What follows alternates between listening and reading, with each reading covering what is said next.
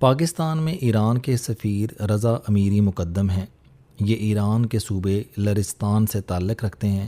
Lorestan کے لوگ بہادر، جریح اور خوددار ہوتے ہیں۔ میں نے اس خطے کا ذکر امیر تیمور کی بائیوگرافی میں پڑھا تھا۔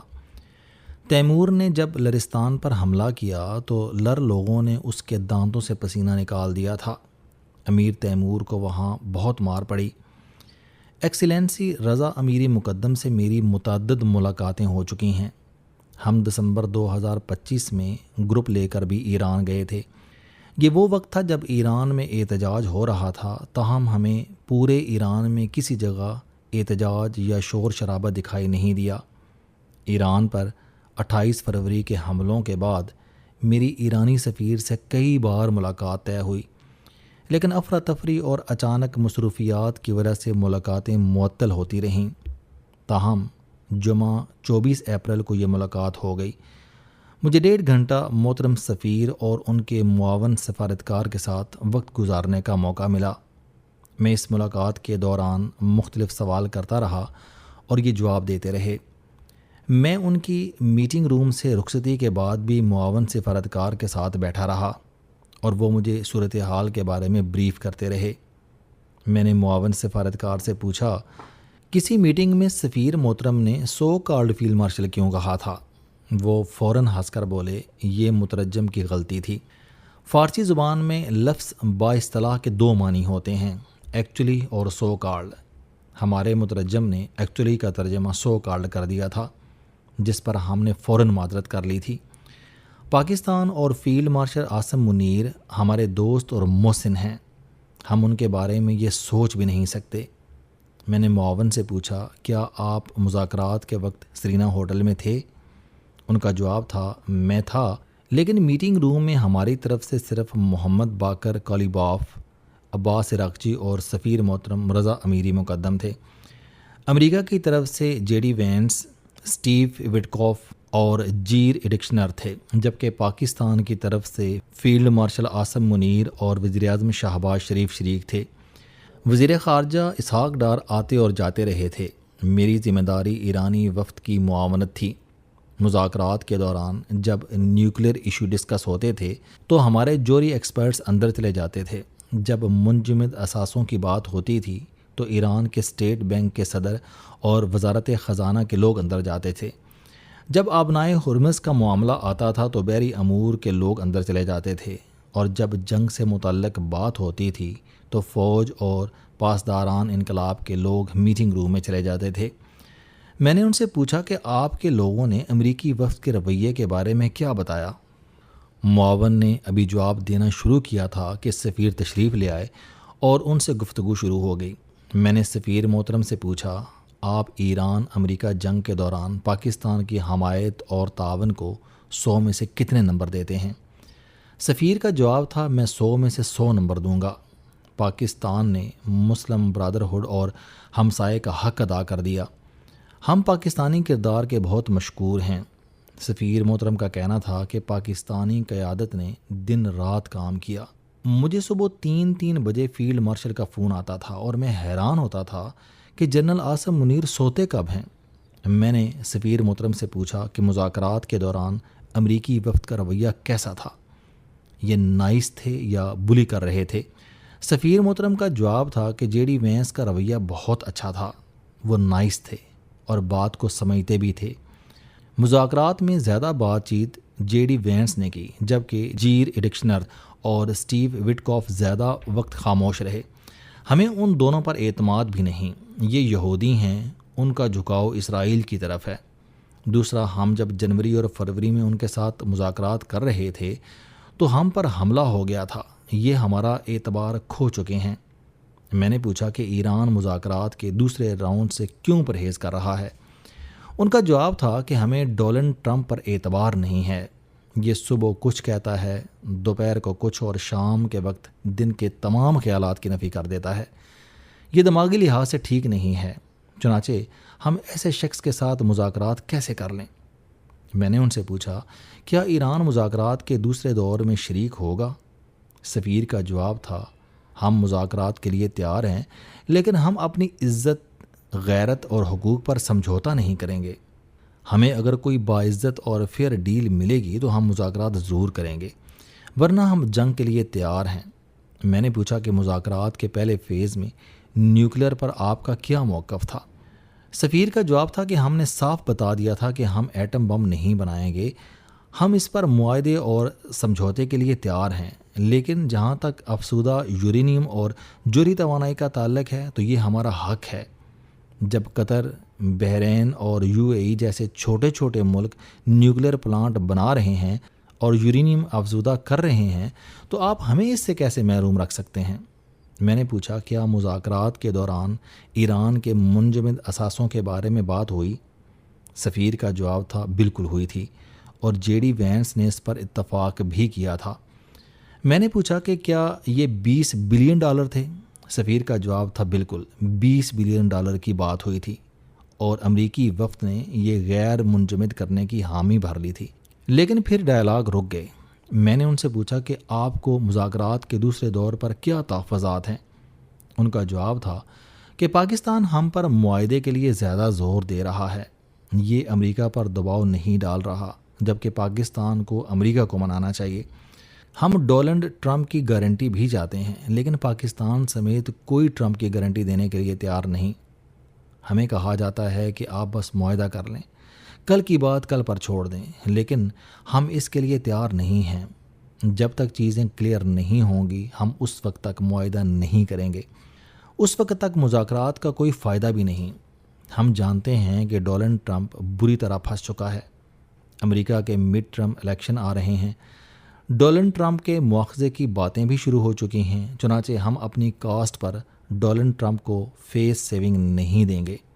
میں نے پوچھا کہ مجھے محسوس ہوتا ہے آپ اس نقطے پر پاکستان کے کردار سے مطمئن نہیں ہیں۔ سفیر محترم نے فوراً جواب دیا ہرگز نہیں، ہم پاکستان کے کردار سے 100% مطمئن ہیں، لیکن دنیا میں ڈونلڈ ٹرمپ کی گارنٹی دینے کے لیے کوئی تیار نہیں۔ میں نے پوچھا کیا آپ نے یہ گارنٹی پاکستان سے بھی مانگی تھی؟ سفیر اس سوال پر خاموش رہے۔ میں ان کو جواب سمجھ گیا۔ میں نے پوچھا کہ امریکہ کی اصل لڑائی روس اور چین کے ساتھ ہے، ایران نے درمیان میں آ کر روس اور چین کو ریلیف دے دیا ہے، آپ درمیان سے ہٹ جائیں تاکہ امریکہ جا کر روس اور چین سے لڑے۔ سفیر محترم کا جواب تھا ہم یہ حقیقت جانتے ہیں، لیکن امریکہ ایران کو روند کر روس اور چین تک جانا چاہتا ہے، اور یہ ہمیں منظور نہیں۔ میں نے سفیر سے پوچھا کیا مذاکرات کا دوسرا راؤنڈ ہو سکتا ہے؟ سفیر کا جواب تھا میرا نہیں خیال، کیونکہ اب درمیان میں بد اعتمادی کی بے شمار دیواریں کھڑی ہو چکی ہیں۔ میں نے پوچھا کیا آپ کے قائدین ڈونلڈ ٹرمپ کے ساتھ بیٹھنے کے لیے تیار ہیں؟ سفیر کا جواب تھا وہ شخص جس نے ہماری صف اول کی قیادت کو شہید کر دیا ہو، ہم اس کے ساتھ کیسے بیٹھ سکتے ہیں؟ سفیر نے اس کے بعد اجازت چاہی اور وہ کمرے سے رخصت ہو گئے۔ میں نے ان کے بعد ان کے ایرانی معاون، یہ بھی سینئر سفارتکار ہیں، سے ڈونلڈ ٹرمپ سے براہ راست ملاقات نہ کرنے کی وجہ پوچھی تو ان کا جواب تھا ہمارے لوگ امریکہ اور ڈونلڈ ٹرمپ پر اعتماد کرنے کے لیے تیار نہیں ہیں۔ ہم نے 12 اپریل کی رات JD وینس کے ساتھ 17 گھنٹے مذاکرات کر کے معاملات سیٹل کر لیے تھے۔ یہ امریکہ کے لیے جنگ سے نکلنے کا گولڈن چانس تھا، معاہدہ تیار تھا، بس دستخط باقی تھے۔ لیکن پھر اچانک JD وینس میٹنگ روم سے نکلا، نیچے گیا، پریس کانفرنس کی اور ایئرپورٹ چلا گیا، جبکہ ہم اوپر اس کا انتظار کر رہے تھے۔ ہمیں اچانک پتہ چلا کہ مذاکراتی ٹیم واپس جا چکی ہے۔ اس وقت ہمارے لوگوں نے کہا امریکہ نے بہت بڑی غلطی کر دی۔ باقر کولیباف مکمل اتھارٹی کے ساتھ اسلام آباد آئے تھے، یہ تہران سے پوچھے بغیر ہر قسم کا معاہدہ کر سکتے تھے، لیکن امریکہ نے اپنی بے وقوفی سے یہ چانس ضائع کر دیا۔ ہم جانتے تھے کہ ہمارا وفد جب تہران واپس جائے گا اور ہماری قیادت کو شرائط اور مذاکرات کی تفصیل معلوم ہوگی تو یہ دوسری میٹنگ کی اجازت نہیں دیں گے، اور پھر وہی ہوا۔ ہماری مذاکراتی ٹیم کو واپسی پر تہران میں بہت ٹف ٹائم دیکھنا پڑا، لہٰذا مجھے نہیں لگتا کہ اب باقر کولیباف دوبارہ مذاکرات کے لیے تیار ہوں گے۔ میں نے پوچھا اور آپ کو امریکہ اور ڈونلڈ ٹرمپ پر اعتبار کیوں نہیں ہے؟ معاون نے ہنس کر جواب دیا کہ امریکہ اپنی بات پر قائم نہیں رہتا۔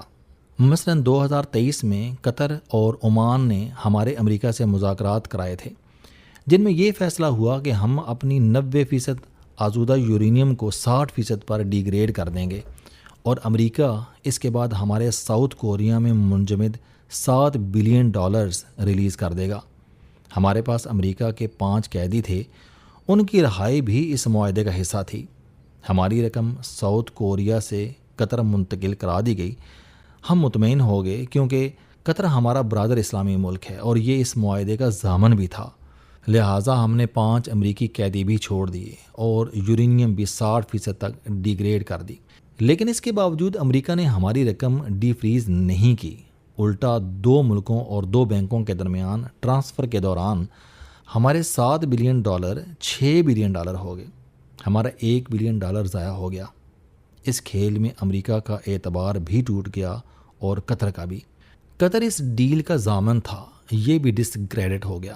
12 اپریل کے مذاکرات کے دوران جے ڈی وینس نے کہا کہ ہم آپ کے قطر میں پڑے $6 بلین ریلیز کر دیتے ہیں، لیکن آپ کو اس کے بدلے یہ کرنا ہوگا۔ ہم نے فوراً جواب دیا، آپ ہمیں ہماری ہی چیز دوسری بار کیسے بیچ سکتے ہیں؟ اس ڈیل کے ساتھ کوئی تعلق نہیں، آپ کو اخلاقاً یہ رقم فوراً غیر منجمد کر دینی چاہیے۔ اسی طرح اسرائیل نے ستمبر 2025 میں قطر میں مذاکرات کے لیے آنے والی حماس کی ٹیم پر حملہ کر دیا، جس کے بعد قطر مکمل طور پر ڈسکریڈٹ ہو گیا۔ 28 فروری کو بھی ہمارے جیر ایڈکشنر اور اسٹیو وٹکوف کے ساتھ مذاکرات ہو رہے تھے اور ہمارے سپریم لیڈر آیت اللہ خامنائی کو خاندان اور اہم ترین قائدین کے ساتھ شہید کر دیا گیا، جس سے مذاکرات کرانے والا برادر ملک عمان اور امریکی مذاکراتی ٹیم دونوں ڈسکریڈٹ ہو گئے۔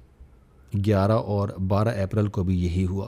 محترم باقر کالیباف مکمل وفد کے ساتھ پاکستان آئے، لیکن جب مذاکرات مکمل ہو گئے تو جے ڈی وینس بتائے بغیر امریکہ واپس چلے گئے۔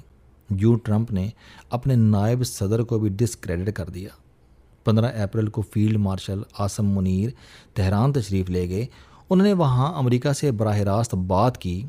فیصلہ ہوا کہ ایران آبنائے ہرمز کھول دے گا اور امریکہ ہرمز کی ناکہ بندی ختم کر دے گا، جس کے بعد 17 اپریل کو عباس عراقچی نے ٹویٹ کر کے آبنائے ہرمز کھولنے کا اعلان کر دیا۔ لیکن تھوڑی دیر بعد ڈونلڈ ٹرمپ نے ناکہ بندی ختم کرنے سے انکار کر دیا۔ یوں عباس عراقچی اور پاکستان دونوں ڈسکریڈٹ ہو گئے، لہٰذا ہمارے لوگ اب کسی بات پر یقین کے لیے تیار نہیں ہیں۔ میں نے پوچھا کہ ڈونلڈ ٹرمپ نے جے ڈی وینس کو اچانک کیوں بلا لیا تھا؟